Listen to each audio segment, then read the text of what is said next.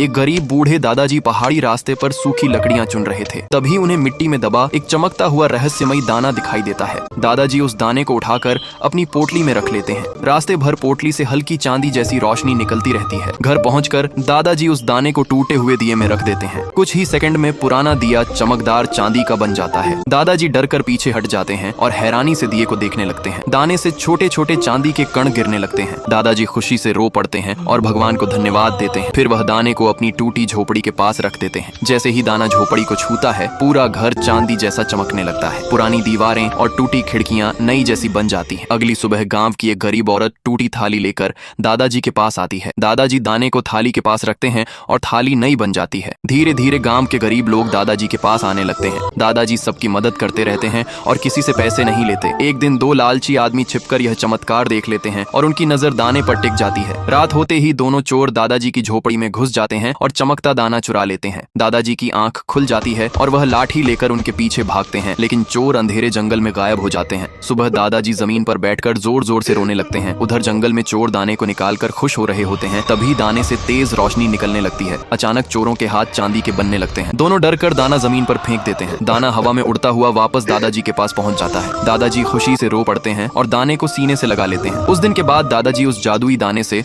सिर्फ गरीबों की मदद करने लगे और पूरा गांव उन्हें दुआएं देने लगा। फिर भी दादाजी रोने लगे क्योंकि किसी ने लाइक और सब्सक्राइब नहीं किया।